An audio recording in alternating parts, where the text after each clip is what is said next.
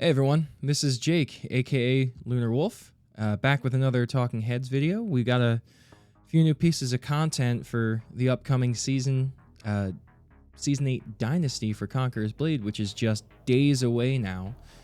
Very exciting to see this. So let's just go ahead and jump right into it.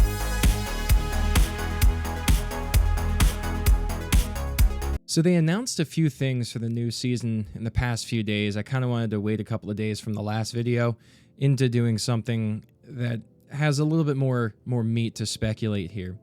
So we get a first look at the new region that they said they were going to add, or there were some leaks about it that were saying they were going to add it. So we have this region called Longting, which is very inspired by China and East Asia. It really does look like this is somewhat of a Great Wall type of area, but it looks pretty lush and green and hilly and mountainous. So it should be a fun area to go and explore. Quite different from Maoyang and the kind of the lowlands of Liangyun. Now, one of my main concerns about this place is if it'll fall under the same issues that Anadolu has. The western regions of Longting feature harsh, arid terrain, unsuitable for farming, resources are incredibly scarce, and making life hard for the small part of the population living there. So I feel like there's going to be a section of the map that is just going to be difficult to actually farm resources and whatnot.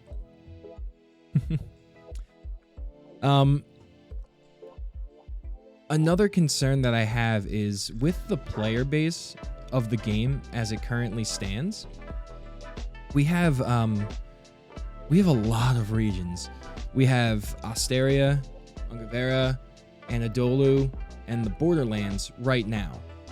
And if they keep those regions and open up Maoyang, Liangyun, and Longting, we've got 8 regions with a relatively small population. We saw some issues a few seasons ago when there were 5 regions open. People and alliances were just taking entire regions. Nobody was coming to contest them. Small houses couldn't actually do anything. I hope that they kind of do what they did this season and consolidate it. Maybe even remove the Borderlands for this season and focus solely on Maoyang, Liangyun, and Longting, and just have it a 3-region type of area. I think that'll be more than enough land for people to fight over and have actual solid competition. All in all, I'm always happy to see more land there. Hopefully with the newer land comes some new forts and some new fief maps and whatnot. I think that would be interesting to see. So now that we've looked at this region here, not really too much to speculate until we see some more map information. It looks like a nice piece of Asian-inspired land, which will be nice for the season. So let's move over to one of the 2 new units that they announced after the Cudgel Monks a few days ago. So we have the Greyhair Garrison, and now they gave this name in their initial announcement for Season 8, but there wasn't really too much to talk about. This, to me, after reading this, looks like a very interesting unit. So basically, to give you kind of a short thing here, the Greyhair Garrison follow suit exactly with their name. These are old veterans of combat. They are very well seasoned.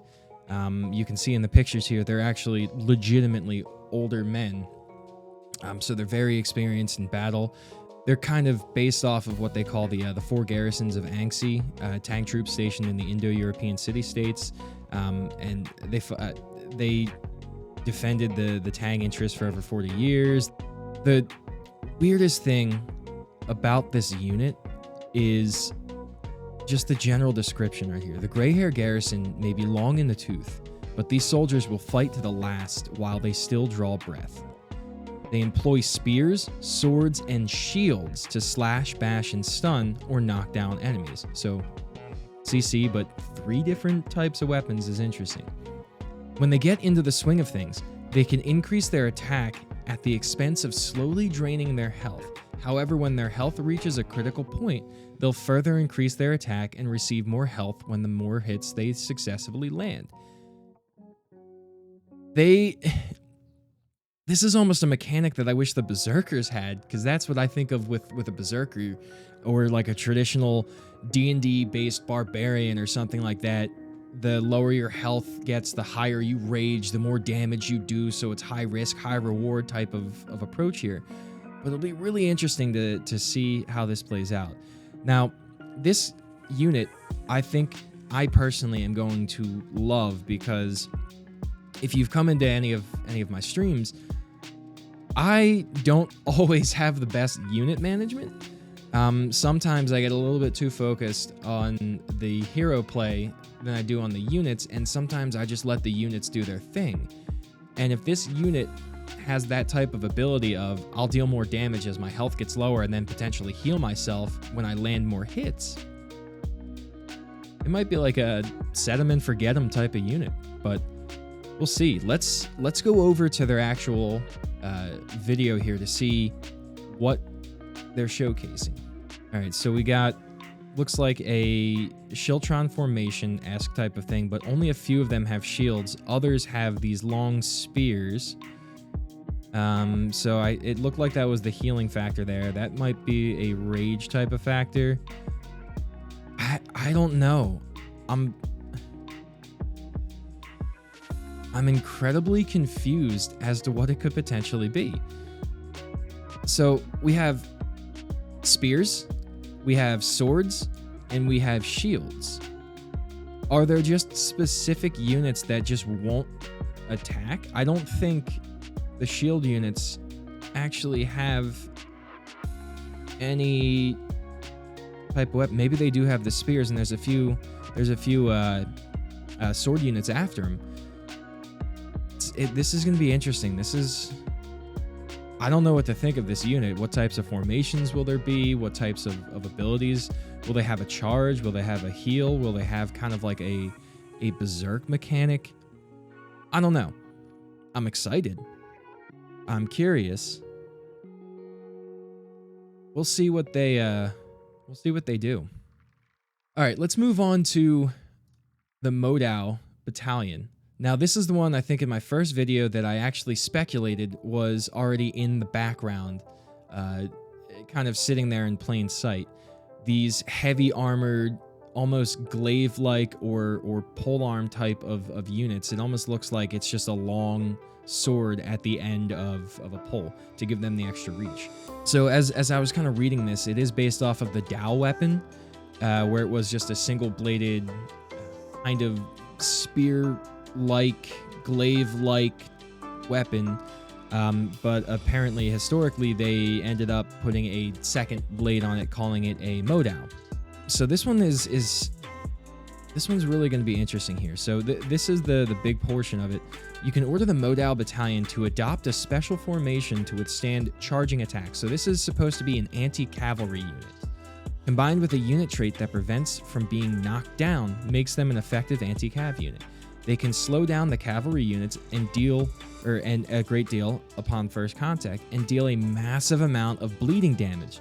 So maybe we're getting some physical damage or some melee damage, Namkin-style units with that bleed. They're an ideal unit to station on your front lines during field battles. At the end game here, when you're running and fighting and defending in territory wars, not only your towns, but your actual village fiefs, it's just nothing but golden cavalry spam. And if this unit, which is supposed to be, I believe, a 4-star unit, 4-star unit, if this unit is what they say it is, maybe this is going to be a staple for defending those fiefs and give the golden cav a run for their money. I really hope that's the case, because we need more counters to cavalry. Shield maidens were okay, stalwarts were okay, but when you have the long lances of the hussars, they just trample through it, and they don't have that capability to stay not knocked down. You know, so this one's going to be interesting. So let's watch the video, see what they show off. Firstly, I just love the way that this unit looks. Okay. Oh.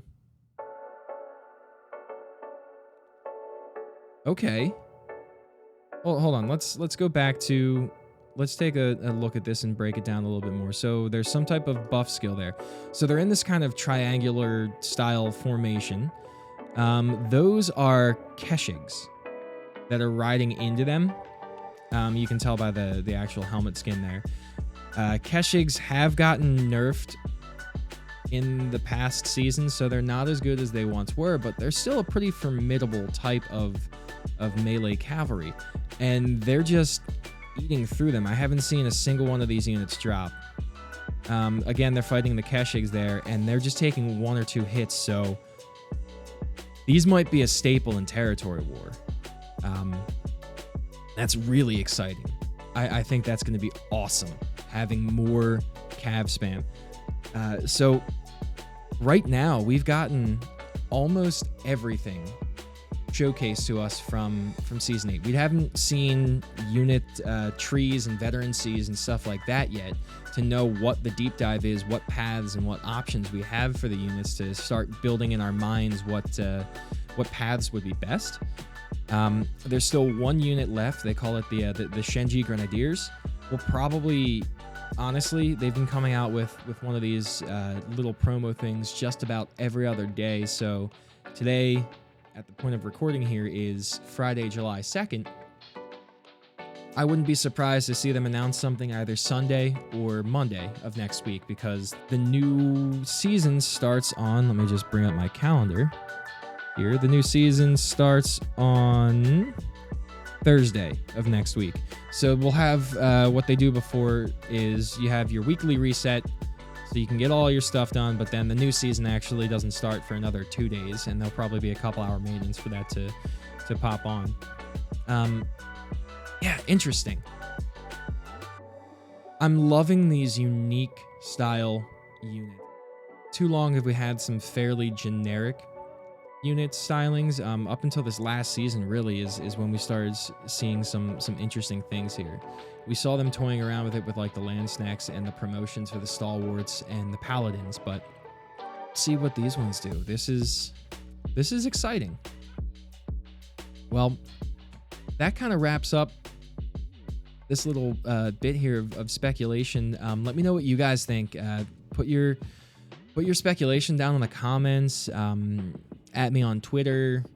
Hop over to my Twitch stream. I stream every Monday and Wednesday from 7:30 p.m. Eastern Standard Time till roughly about 3 or 4 hours later, really, depending on the night. I stream Conqueror's Blade as well as a number of other games. Feel free to stop by. I would always appreciate to have it, or to have you. And don't forget to like and subscribe. It really does help me out. I'm trying to build my follower base so I can get into these different types of programs to supply you guys with some giveaways and some different types of perks and whatnot for my community here. So please like and subscribe. It all really helps out. I appreciate all of you that are watching and continue to watch. So until next time.